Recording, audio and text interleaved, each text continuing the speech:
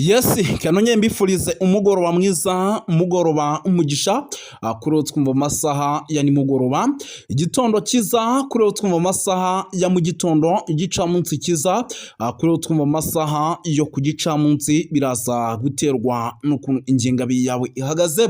Hano mu Rwanda turi ku mugoroba wo ku itariki zigera kuri 26 z'ukwa karindwi, nyamuneka 2025. Birumvikana rero nta kindi tuba tugarutsemo, ni amakuru arebana n'umutekano, politike na diplomasi, aho tugiye kuba duca mu bice bigiye bitandukanye, tukagenda tubabwira uko situation ihagaze muri rusange. Ibintu byakomera no byongeye gutuga ikamba hariya ku butaka bwa RDC, ni nako kandi mu gihugu cy'u Burundi, nyamuneka ibyaho nabyo byamaze kuba agateranzamba ka nyina wa nzamba. Mu kanya gato gashize ubu tuvugana, nyamuneka ahitwa za Cibitoki ngo hamanutse ingabo nyinshi, ngo izi ngabo rwose ngo zimanutse ku muhanda Cibitoki Buganda, ahitwa Zandava ndetse na za Nyamitanga. Nyamuneka amakuru mfite ngo nuko izi ngabo ngo zigiye gucuncumuka mpaka ahitwa za Katumba, ngo zikinjira n'ubundi za Uvira. Abona abasirikare b'Abarundi by'umwihariko bakomeje kugenda bakameza muri rusange. Ubu tuvugana rero umuhengeri ubwoba ni bwose, kuki benshi barimo baravuga yuko umujyi wa Uvira ugiye gufatwa. Umujyi wa Uvira abaturage rero barimo barahunga, ibintu byakomeye, icyitwa Wazalendo, icyitwa Barundi, nyamuneka bakamejeje ati AFC ntabwo igomba kwinjiramo, ibintu byakomeye, nyamuneka byose gatanu kuri gatanu rero tugiye kuba tubyinjiramo. Mu gihugu cy'u Burundi hari amakuru menshi akomeje kugenda ahavugwa, amakuru menshi cyane, tugiye kuba twinjiramo tuva imuzi n'imuzingo. Ubwo rero nyamuneka kuri hoteli wapyanda kuri sabone, nta kindi usabwa no gukora kuri sabone, ahasigaye tukajya tubana cyangwa subscribe, tukajya twibanira gatanu kuri gatanu muri rusange. Sindi butinde rero aya makuru mbere yo kugira ngo tuyinjiremo, murabizi rwose nyamuneka tugira umuco, tubanza gusoza abantu badukurikira bari hirya no hino ku isi. Badukurikira rero bari mu gihugu cy'u Burundi, ariko mu gihugu cy'u Burundi bakaba muri Coline Mujejuru, bari muri Coline Murangara, bari muri Coline ya Tongo, bakaba muri Coline ya Kinazi, bari muri Coline zigiye zitandukanye. Tubaye ikaze tubikuye ku mutima. Bari no mu gisagara cya Bujumbura, Kenya, Tanzania, Malawi, South Africa, tubaye ikaze. Ariko kandi bari Uganda na Congo, nabo tubaye ikaze. No mu Rwanda bari hano za United Kingdom, bari mu Bufaransa, mu Bubiligi, bari hirya no hino, by'umwihariko ku mugabane w'Uburayi tubaye ikaze, kuko no muri Leta Zunze Ubumwe za Amerika bariyo gatanu kuri gatanu. Mbere na mbere munyemerere nyamuneka tubanze turebere hamwe iyi nkuru, mbere yo kugira ngo twinjiye mu makuru cyangwa se mu cyitwa impfunyapfunyi. Mu gihe umwoto ukomeje kuba umwoto indani mu mujyi wa Uvira, umunyamabanga mukuru w'ishyaka rya CNDD-FDD riri ku butegetsi mu Burundi, bamwita Reverien Ndikuriyo, yashimangiye ko Uburundi budateze kubana neza n'igihugu cy'u Rwanda mu gihe batarahabwa abagerageje guhagarika ubutegetsi cyangwa se guhirika ubutegetsi ubwo witwa Pierre Nkurunziza, wahoze ayobora igihugu cy'u Burundi mu mwaka w'2015. Umunyamabanga mukuru rero w'ishyaka rya CNDD ari ku butegetsi mu Burundi, Reverien Ndikuriyo, yashimangiye ko Uburundi rwose ibintu butazabikozwa. Ndikuriyo rero yabigarutseho ubwo yarari mu kiganiro n'itangazamakuru cyabereye mu ntara yahitwa Butanyerere muri Buye, mu kibanza cyo katurebe ku ngingo zitandukanye rero zirimo ubukene bunuma mu Burundi, ibura ry'ibikomoka kuri peteroli, itahuka ry'impunzi, gufungura imipaka byafunzwe kandi bimaze n'igihe kinini bifungwa, no kuzahura umubano n'u Rwanda ubwo nabyo babibanye. Yabazwaga rero n'abanyamakuru biganjemo n'igihe Burundi, yabanjizaga n'abanyamakuru rwose bagenda bamubaza ngo n'igihe Uburundi bushobora gufungurira imipaka yabwo ibuhuza n'u Rwanda. Ibyo byose rwose avuga ko umubano utameze neza hagati ku mpande zombi. Ndikuriyo kandi yatsembye ko kavuga ko bidashoboka, avuga ko igihugu rwose cye ngo kititeguye kubana neza n'u Rwanda ngo mu gihe kidashyikirijwe abagerageje guhirika ubutegetsi mu mwaka w'2015 ubwo witwa Pierre Nkurunziza. yagize ati u Rwanda rero rugomba kudushyikiriza abagerageje kudeta niko bimeze kugira ngo tube twakiyunga nabo kandi twongere kuvugana neza. Leta y'u Burundi kandi yafunze imipaka muri Mutarama mu mwaka w'2004 ngira ngo ibi murabyibuka. Hari hashize igihe kitagera ku kwezi itangiye gushinza u Rwanda gufasha Red Tabara nyuma y'uko ibitero muri Gatumba muri Bujumbura byari bimeze nabi ndetse no mu ishyamba rya kimeza rya rindi ryo mu kibira. Icyo gihugu rero guverinoma y'u Rwanda muzi neza ko yasubije uwitwa Ndayishimiye cyangwa se Evaristo Ndayishimiye imubwira yuko rwose nyamuneka ibi byose ntaho bihuriye n'igihugu cy'u Rwanda kandi niko bimeze. Nyamuneka sinzi nimba yenda ibi bintu ngira ngo mwarabikurikiye neza. Ibintu nuko bimeze rwose, ibintu igihugu cy'u Burundi gishinza u Rwanda sibyo habe namba rwose. Ibintu havuga yuko rwose ari bya bindi bavuga bati ni ukubura aho byerekeza ukavuga ati kamyerekeza aha. Guverinoma y'u Rwanda rero yagaragaje ko idashobora korohereza u Burundi bwagerageje gukuraho ubutegetsi by'umwihariko. Ngira ngo murabizi ko u Burundi nabwo bufasha FDL kandi bura FDL nyamuneka nta kiza yifuriza u Rwanda, bavuga ko bazayifasha gukuraho ubutegetsi bw'u Rwanda. Ubwo rero n'igihugu cy'u Burundi urumva kiri mu banzi kuba kifasha FDL. Iyo kudeta rero yari yobowe ngo n'abasirikare bari ngo General Godefroid ni iyo mbere yabaye mu gihe Nkurunziza yayoboraga u Burundi yagiye muri Tanzania mu nama y'abakuru b'ibihugu umuryango wa Afurika y'Uburasirazuba EAC tariki ya 15 rero Gicurasi mu mwaka wa 2015. Abasirikare babiri bari ku ruhande rwa Nkurunziza bashubije ubutegetsi. General rero Niyombare, abasirikare n'abapolisi ndetse n'abanyapolitike bari bifatanyije muri icyo gikorwa barahunga.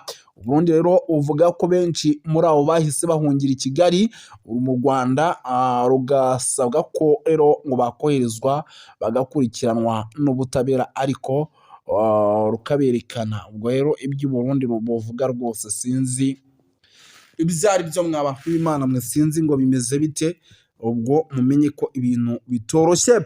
Yes, harya ibintu aha ni nako ibintu rero bikomeje kugenda bikara ariko kandi binakarata mu bice bigiye bitandukanye kuko amakuru nkomeje kugenda nakira nuko rwose ivumbi rikomeje kugenda ritumuka mu buryo navuga ko budasanzwe. Icyitwa imirwano Uvira byakomeye, ibintu birakaze, intare zasirambwe rwose ziracyakomeje kwambarira urugamba mu buryo navuga ko budasanzwe. Isa n'isa dushobora kuza kumva Uvira ngo tombe. Iyi nkuru yo ndaza kwitangaza nivuye inyuma di. Iyo witegereje aba bagabo bari mu bakomeye bari hejuru y'ubushorishori umuhari AFC M23, kaba barashoboye kwigarurira ibice bikomeye by'imiji yo mu burasirazuba bwa Kongo kandi bakaba bakontorora imipaka ya Uganda, y'u Rwanda ndetse n'iy'i Burundi. Yerekana yuko igice bafashe gihana umupaka n'ibihugu bitatu kandi ibyo bihugu bikaba bigirwa ko ingaruka mbi n'umutekano muke uri mu burasirazuba bwa Kongo. Icyo nagomba kuvuga ni iki kibazo nibaza nkomeza kwibaza ku banyafurika, ni kugeza ryari bazokomeza kwemera kugendera munsi y'iterabwoba by'ibi bihugu by'Uburayi na Amerika. Afurika igihe ibihugu bya Afurika byikukira ntabwo byari byoroshye. Abagwaniye independence benshi barishwe, abandi baratotezwa barahunga ibihugu byabo. Ariko nubwo abo bakoroni bavuye bashiraho abantu ba perezida baborohera bagiranira amasezerano yitwa la continuation de la colonisation, nuno munsi akaba ari byo biriko birakora mu bihugu vya Afrika. Nico gituma uzotangara ubonye abaperezida benshi ba Afrika bakomeza kunamira ibihugu by'Uburayi na Amerika. Mbega Afrika izokomeza kuguma muri ubuja bwa neocolonialisme canke bw'ibi twita la continuation de la colonisation. Twaba dufite abaperezida ariko abaperezida bakaba bategekwa n'ibindi bihugu. Niyumvira yuko Afrika ikeneye abahizi, abarindangwe, abantu bashobora guhangana n'intambwe bagashobora kuyinesha, abantu bashobora kugwana n'intare bagashobora kuyinesha, abantu bafite umutima w'ubuhizi no kwitangira ibihugu bya Afrika. Nayo ubundi turacakomeje gukomeza dukoreshwa ibyo ibi bihugu by'ibihangange byifuza, dukoreshwa mu nyungu zabo, mu gihe bo ibigwanisho batugwanisha ari ukuduteranya bifatiye ku moko, bifatiye ku mipaka, kuko nanone nabo bayiciye, kandi binafatiye no gupfa systeme mbi baduhaye dukurikira zabo zijanye n'ibyo gutunganya iby'ubutunzi bw'ibihugu byacu.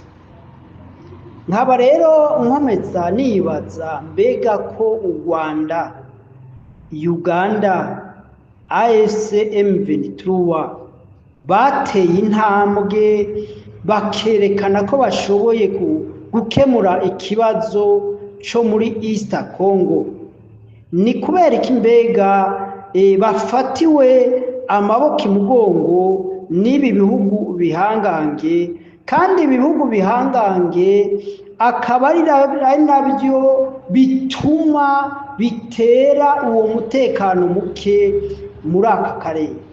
Ivyo sagaseseshwa rumuri biramaze kugaragara, kuko yaba ibyo bihugu by'ibihangange bifite uburyo, bifite ibisirikare bikomeye, imbaraga zabyo zari zihuriye muri MONUSCO, ariyo rujya rwego rujejwe kugarukana umutekano mu gihugu ca Kongo, niyumvira ko iyi myaka irenga 20 n'ingahe itari gushira ruriya rwego rutaratunganya ikibazo cyo muri Kongo.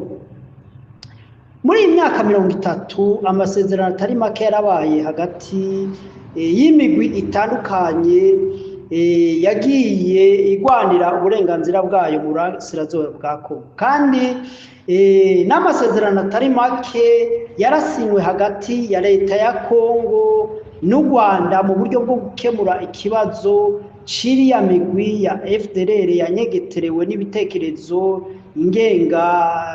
ingenga bitekerezo ya genocide. Harabaye gahunda nyinshi u Rwanda rwafatikanije na Kongo kugira ngo barandure uriya mugwi, ariko ntibyashoboka. Rero sinibaza yuko ubufatikanye na leta ya Kongo, na cyane leta ya Tshisekedi, ibonekana yuko abo bagiye bagirana amasezerano yose hagiye haba kudashobora gushira mu ngiro ibijanye n'ayo masezerano. Ayo masomo yose yabaye, ibyo bintu byose byabaye, byakozwe, niyumvira yuko bikwiriye kubera isomo yaba igihugu cy'u Rwanda canke umuhari wa AFC/M23. Mu gihe menshi amasezerano yabaye CNDP n'iyindi migwi n'ayandi mazina M23 n'ayandi mazina, imigwi yagiye hagurukana igwanira uburenganzira bwabo. Niyumvira yuko inyishu y'ikibazo cy'uburasirazuba bwa Kongo gishobora gutorerwa umuti, na cyane bigizwemwo uruhara n'abo bigira kwingaruka. Abo bigira kwingaruka ni cyane cyane aba mbere n'abaturage batuye ubwo burasirazuba bwa Kongo muri Kivu zose, Kivu y'epfo na Kivu ya ruguru. Abo baturage batuye muri ibyo bice nibo bagizwe kw'ingaruka z'uyo mutekano muke imyaka 30 igiye kurangira. Abakabiri bagirwa ko ingaruka mbi n'umutekano muke muri East Congo ni igihugu ca Uganda, aho imigwi y'iterabwoba, imigwi irimbura, imigwi ikora ibyo twakwita za kamikazi yama yinjira mu gihugu ca Uganda igasasika inganda igateza umutekano muke. Abandi umutekano muke wo muri East Congo ugira kw'ingaruka ni igihugu cy'u Rwanda n'igihugu cy'u Burundi kidasizwe inyuma. Kinshasa iri kure, ibibera muri East Congo ntabwo biri muri priorite y'ibyo Kinshasa yihutira, kuko babona bari kure cyane, hafi ku birometero 2,000, biyumvira yuko izo ngaruka zitobageraho kuko babona yuko bari kure. Muri ico gihe mu bagize igice kinini ya ca Kongo ukuyemwo izi province zibiri, Kivu du Sud na Kivu du Nord, nta bandi bantu benshi bashikwa ko n'ubwicanyi n'ibikorwa bikorerwa abaturage bari muri ibyo bice by'iyicarubozo n'ibikorwa bya genocide. Nta handi hantu mu zindi province nyinshi za Kongo bari muri ayo magorwa no muri iryo curaburindi. Nkaba rero natahura igituma ivyo bihugu, abaturage muri ivyo bihugu, indongozi zo muri ivyo bihugu zidashobora gufatana mu nda, zigafatana mu nda zigashigikira uyu mugwi AFC M23 wagaragaje kushobora gukemura ikibazo cyo muri East Congo. Narijya aho bakonorora hose harangwa umutekano n'ibikorwa by'iterambere. Ikindi ca kabiri, bagaragaje yuko aho bakonorora, aho bagenzura, uno munsi atandyane z'amoko zihari. Bose abakongomani bava mu moko yose baturiye ibyo bice bafatanye mu nda, bahurira mu muryango wa AFC M23, biyemeza kugarura amahoro muri ibyo bice, kandi biyemeza kurandura inyigisho z'amoko, biyemeza gukora ibikorwa by'iterambere, bagakemura ibyo bibazo bimaze imyaka irenga 30. Mbega none mu gihe iyo myaka yose Amerika itigeze ikemura ibyo bibazo, Doha itigeze ikemura ibyo bibazo, n'ibindi bihugu SADC canke n'ibindi bihugu bya East Africa bitigeze bishobora gukemura ibyo bibazo. Ariko icyo twokwibaza mbega niki, duhereye muri Nord Kivu, mbega ibishishikara biba za Ituri, za Beni, ahiriya migwi y'abateroriste ishishikara isasika inganda, mbega twovuga yuko ubufatanye bw'igisirikare ca Kongo n'igisirikare ca Uganda budashoboye kurandura no kugarukana umutekano muri ako karere?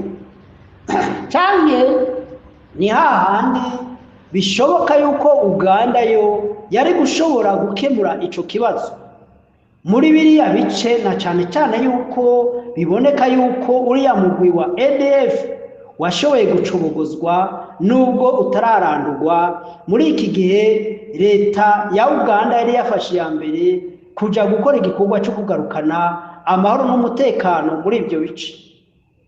Canke ni hahandi leta ya Uganda yiyemeje gufatikanya n'indyarya ariyo leta ya Kongo ishobora kuba ahubwo ifite akaboko, canke hari abandi bantu bakingiwe na leta ya Kongo bafite akaboko, bafite inyungu yuko uriya mugwi wa ADF turanduka.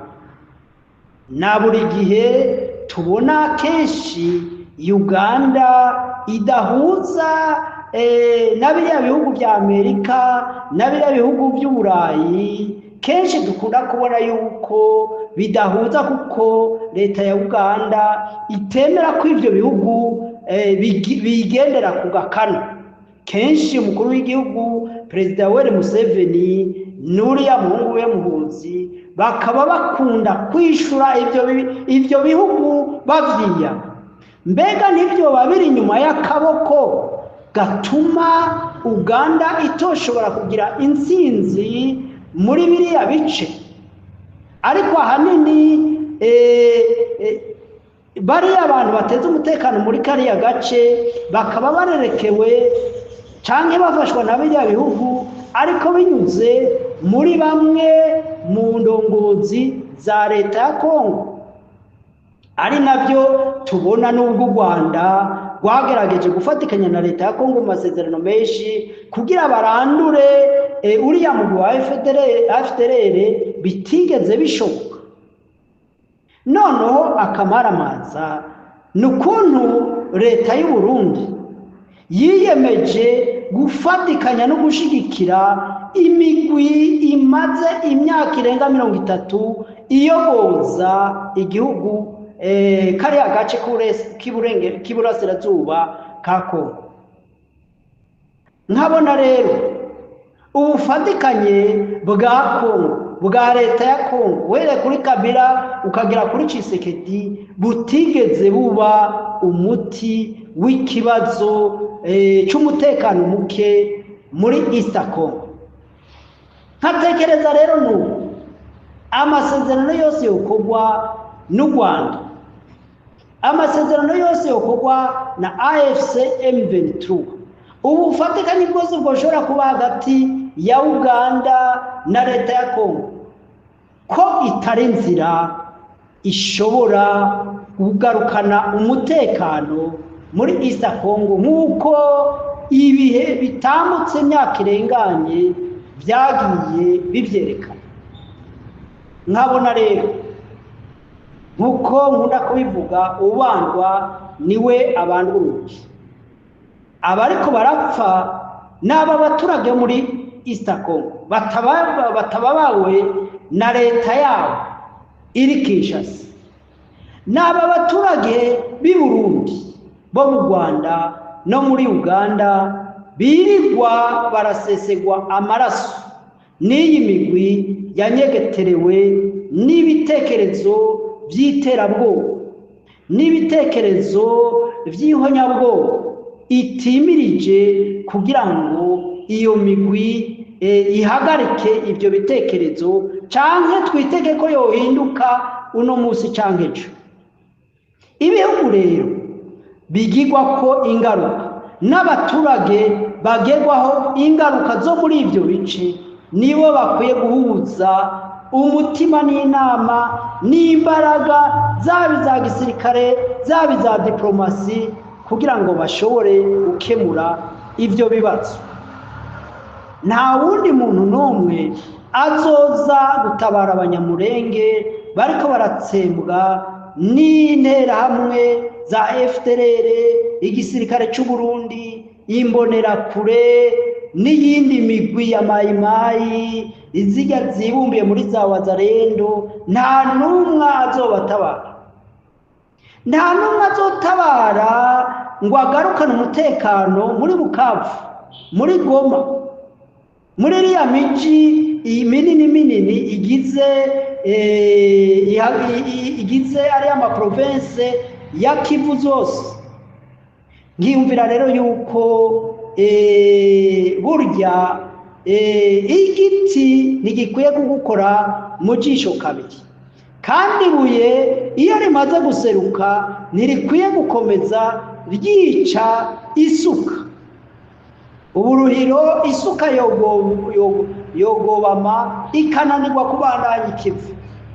Nicyo gituma isaba abahurukiye muri AFC M23, ndabizi ko ari benshi n'abakongomane benshi bo mu moko yose no mu ndimi zose, igihugu cy'u Rwanda, igihugu ca Uganda n'abarundi bagifite umutima, kuko turabona yuko leta y'u Burundi yoyo yashimye guhambya iyo migwi y'inkorabara, ariko turabizi ko iriya leta idaserukira abarundi bose. Hariho abarundi benshi bo mu moko yose banyotewe amahoro n'umutekano n'iterambere, bababajwe, bari mu marira n'ibikorwa umugambwe CNDD-FDD umaze imyaka 20 ukora mu kwica, mu kurimbura, mu guteza ubukene abarundi.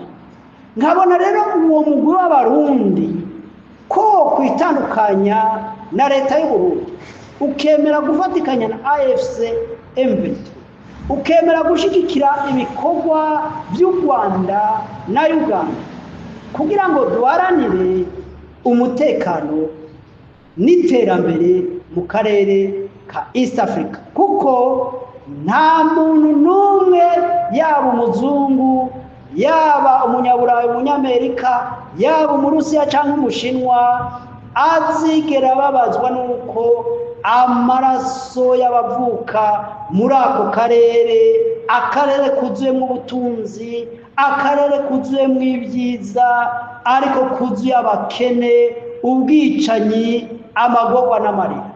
Nta wundi muntu azohagarara ngo agire icyo akoze atari twebwe nyine.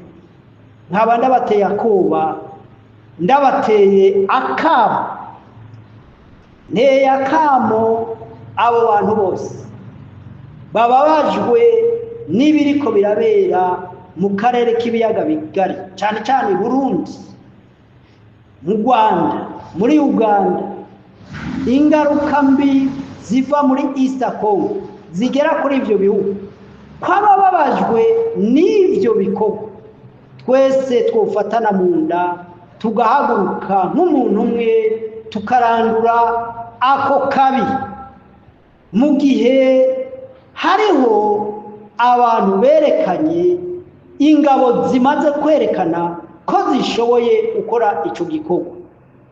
Ntitubandanye dusamazwa n'ibya Doha n'ibya Washington n'ibindi biganiro byose byoza bidakemura ikibazo kimaze imyaka irenga 30, ndetse kuva kuri independence y'ibi bihugu uko ari bitatu, tutigeze tubona agahengwe, tutigeze tubona imigambi irashe iterambere, tutigeze tubona kurandura ubukene no kurimbura ibikorwa by'ubwicanyi ibyo ari byo byose.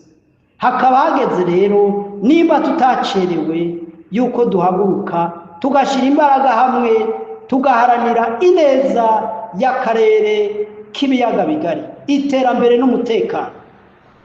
Nkaba ndabifurije mwese abahunze, turazi ko abaturage muri ibyo bihugu, muri ibyo bice, aho mu Burundi, mu Rwanda, muri East Congo, bashwiragiye imihingo yose y'isi, ndetse bamwe baramaze